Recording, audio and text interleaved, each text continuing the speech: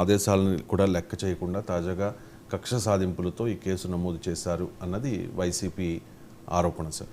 ఈ జగన్ పై హత్యాయత్నం కేసు మీద ఇది కక్షపూరితమా లేకుంటే కస్టోడియల్ వయలెన్స్ పైన కేసా అది కోర్టులో తేలుతుంది. నేను ఇక్కడ కూర్చొని మీడియా ట్రయల్ నడపకూడదు.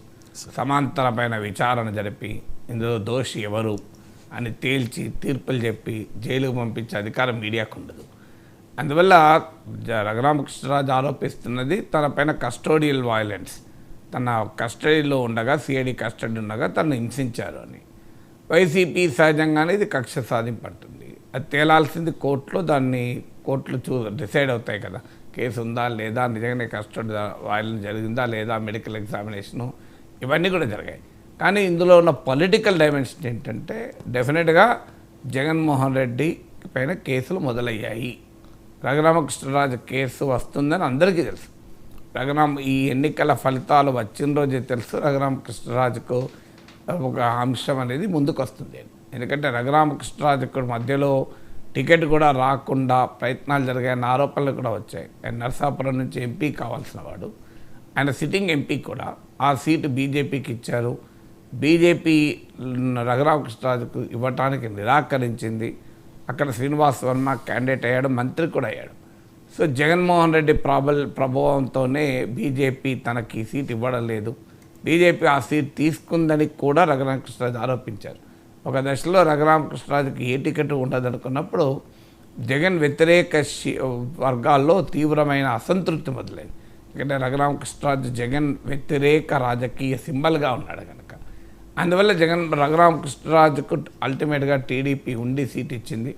అక్కడ శివరామరాజు, రామరాజులు పోటీలో ఉన్నా కూడా రఘురామరాజుకు సీట్ వచ్చింది. సో ఈ బ్యాక్గ్రౌండ్ ఎందుకు చెప్తున్నానంటే, ఈ బ్యాక్గ్రౌండ్ చూసినప్పుడు ఇక జగన్మోహన్ రెడ్డి పైన పెట్టే ఇతర అనేక కేసుల్లో ముందుగా కేసుగా రఘురామకృష్ణరాజు కేసు ఉంటుంది. అది ఊహించిందే. సో దాంతో మొదలైంది బ్యాటింగ్ మొదలైంది. ఇక అది జగన్మోహన్ రెడ్డి కూడా ఊహించిందే. ఎందుకంటే జగన్మోహన్ రెడ్డి రిజల్ట్స్ తర్వాత వచ్చిన మొదటి రియాక్షనే కష్టాలు మనకు కొత్త కాదు, కష్టాలు వస్తాయని నిర్వేదాన్ని ప్రకటించారు. So is expecting these things. ఇప్పుడు 2 రకాల కేసులు, ఒకటి కేంద్ర కేసులు, సిబిఐ కేసులు, ఈడీ కేసులు. వాటిని స్పీడప్ చేసి అందులో జగన్మోహన్ రెడ్డికి శిక్ష పడేలా చేయాలనేది తెలుగుదేశం కోరికగా ఉంటుంది. తెలుగుదేశం ఆ ఒత్తిడి చేస్తుంది. కానీ భారతీయ జనతా పార్టీ అది వింటుందా అనేది అనుమానాస్పదమే. ఇవాళ మనకు ఇద్దరు ఢిల్లీ ముఖ్యమంత్రి అరవింద్ కేజ్రీవాల్ వ్యవహారం చూస్తున్నాం. సుప్రీంకోర్టు పిఎంఎల్ఏ కేసులో బెయిల్ ఇచ్చింది. సాధారణంగా పిఎంఎల్ఏ కేసులో బెయిల్ రావడం అంత సులభం కాదు. కానీ ఆ పిఎంఎల్ఏ కేసులోనే బెయిల్ ఇచ్చింది. కానీ వెంటనే ఈ బెయిల్ కోర్టు ఇస్తుందని ముందుగానే ఊహించిన ప్రభుత్వం సిబిఐ ద్వారా మరో కేసు పెట్టేశారు. మాకే సంబంధం లేని ప్రభుత్వం అంటుంది, కానీ అందరికీ తెలుసు సిబిఐ కేసులో ఇప్పుడు ఆయన మళ్ళీ జైల్లోనే ఉన్నాడు. సుప్రీంకోర్టు బెయిల్ ఇచ్చింది కానీ రిలీజ్ కాలేదు. సో అందువల్ల అరవింద్ కేజ్రీవాల్ ఒకవైపు, జగన్మోహన్ రెడ్డి మరోవైపు చూస్తే ఈ 10 ఏళ్లలో ఎలా జగన్మోహన్ రెడ్డి ఇంత కంఫర్ట్ జోన్లో ఉండగలిగాడు. సో అందువల్ల కేంద్రం కేసుల విషయంలో జగన్మోహన్ రెడ్డి కంఫర్ట్ జోన్లోనే ఉండడా ఇక చూడాలి మనం. తెలుగుదేశం పార్టీ 2014-18 మధ్య కాలంలో కూడా బహుశా జగన్మోహన్ రెడ్డి పైన కేసుల సంగతి తేల్చని ఒత్తిడి కూడా తేవచ్చు. ఎందుకంటే లీగల్గా కూడా సుప్రీంకోర్టు చీఫ్ జస్టిస్గా ఉన్న జస్టిస్ ఎన్వి రమణ చెప్పాడు కూడా ఈ కేసును 1 ఇయర్లో తేల్చండి అని కూడా.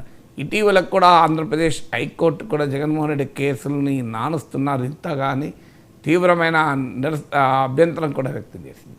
అందువల్ల సిబిఐ ఈడీ కేసుల్లో ఏం జరుగుతుంది అనేది అది మోడీ ప్రభుత్వ చేతిలో ఉంటుంది. దాన్ని గమనించిన జగన్మోహన్ రెడ్డి తన ప్రధాన ప్రత్యర్థి తెలుగుదేశం విజయానికి కారణమైన బీజేపీకి కూడా కేంద్రంలో మద్దతు ప్రకటించాడు. ఆయనకున్న 4 ఎంపీలు తన 11 మంది రాజ్యసభ సభ్యులతో కలిసి మద్దతు ప్రకటించారు. అందువల్ల ఇక మిగిలింది ఏంటి తెలుగుదేశం పార్టీకి? జగన్మోహన్ రెడ్డి కేంద్ర కేసులు, కేంద్ర సంస్థలు చంద్రబాబు నాయుడు చెప్పితే మోడీ వింటాడా?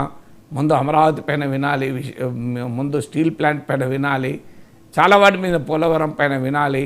అవన్నీ వినకుండా ఇవన్నీ పక్క పెట్టి జగన్మోహన్ రెడ్డి పైన వింటాడా? సో అందువల్ల ఆ అనుమానం టీడీపీకి కూడా ఉంది. ఎందుకంటే బీజేపీ జగన్మోహన్ రెడ్డిని దూరం ఏం చేసుకోదు అని. ఎందుకంటే ఇవాళ 4 సీట్లు రావచ్చు, కానీ ఆంధ్రప్రదేశ్ రాజకీయాల్లో ప్రధాన ప్రత్యర్థిగా 40% ఓటింగ్తో ఉన్న పార్టీని అంత త్వరగా బీజేపీ డిజోన్ చేసుకోదు, పరోక్షంగానైనా. సో అందువల్ల ఆటోమేటిక్గా రాష్ట్ర ప్రభుత్వ సంస్థలు, రాష్ట్ర ప్రభుత్వ పరిధిలో ఉండేటువంటి ఏజెన్సీస్ జగన్మోహన్ రెడ్డి వెనకాల పడడం ఖాయం, అందులో అనుమానం లేదు. అది రఘురామకృష్ణరాజు కేసుతో మొదలైంది. ఇంకా అనేక రకాల అవినీతి కేసులు, ఇతర కేసులన్నీ కూడా తిరగతోడతారు. ఎందుకంటే గతంలో ఛార్జ్షీట్ వేశారు, red book, Lokesh red book ఉంది. సో అందువల్ల ఒక రకంగా రెడ్ బుక్ ప్రారంభమైంది అని చెప్పుకోవచ్చు మనం. So this the only beginning. ఇంకా నెక్స్ట్ 5 years మీరు చూస్తుండండి ఇలాంటి కేసులు ఉంటాయి. కానీ అల్టిమేట్గా ఏం జరుగుతుంది, భారతదేశంలో రాజకీయ నాయకులకు ఏం జరుగుతుంది అనేది process is the punishment. Chandrababu నాయుడుకి ఏం జరిగింది, స్కిల్ డెవలప్మెంట్ కేసులో జగన్మోహన్ రెడ్డి కసి తీర్చుకున్నాడు, రాజమండ్రి సెంట్రల్ జైల్లో ఉంచాడు, కూలర్లు కూడా ఇవ్వలేదు, ఎంత ఇబ్బంది పెట్టాలో అంత పెట్టి ఆయన ఆనందం పొందాడు. అల్టిమేట్గా ఆయన మిగిలింది విషాదమే కదా, ఎన్నికల్లో ఓడిపోయాడు. సో జగన్మోహన్ రెడ్డిని కాంగ్రెస్ పార్టీ జైల్లో పెట్టింది 16 నెలలు, ఆయన చాపేసుకుని కింద పన్నాడు, ఆ ఫ్యాన్ కింద పన్నాడు, ఇదంతా జరిగింది. జగన్మోహన్ రెడ్డిని ఇబ్బంది పెట్టి 16 నెలలు తమపై తిరుగుబాటు చేస్తాడా అని చెప్పి కాంగ్రెస్ పార్టీ కసి తీర్చుకుంది. కానీ అల్టిమేట్గా జగన్మోహన్ రెడ్డికి ఏం లాభం, జగన్మోహన్ రెడ్డి ముఖ్యమంత్రి అయ్యాడు, కాంగ్రెస్ పార్టీ విషాదంలో మునిగింది. సో దేశ చరిత్ర అంతా చూసినా మనకు రాజకీయ నాయకుల్లో నిజంగా జైలుకు పోయి లాలూ ప్రసాద్ యాదవ్, మదన్ కూడా ఇలాంటి కొద్దిమంది మాత్రమే మనకు కనబడతారు. సో మీకు యూపీఏ కుంభకోణాలు, ఎన్డీఏ కుంభకోణాలు ఎన్ని చూడలేదు మనం. సో అందువల్ల ఇది నడుస్తుంది, ప్రాసెస్ ఇది పనిష్మెంట్. అల్టిమేట్గా ఆయనకు ఎన్నేళ్ళ జైలు శిక్ష పడి జైల్లోనే ఉండి డిస్క్వాలిఫై అయిపోయి పోటీ చేయలేని పరిస్థితి వస్తుందా? So let see. ఎందుకంటే లీగల్ ప్రాసెస్ మనం స్పెక్యులేట్ చేయకూడదు. బట్ ఒకటి మాత్రం నిజం, పొలిటికల్ ప్రాసెస్ అయితే బిగిన్ అవుతుంది. కక్ష సాధింపు ఉండదు అని చెప్పినా డెఫినెట్గా జగన్మోహన్ రెడ్డి పైన కేసులు తప్పదు. దీన్ని కక్ష సాధింపుని వైసీపీ అంటుంది, చట్టం తన పని దాన్ని చేసుకుంటూ పోతుందని టీడీపీ ఉంటుంది. అందువల్ల ఈ ప్రక్రియ అనేది మొదలయ్యేది గ్యారంటీ, రెడ్ బుక్ అమలు అవడం మొదలైంది.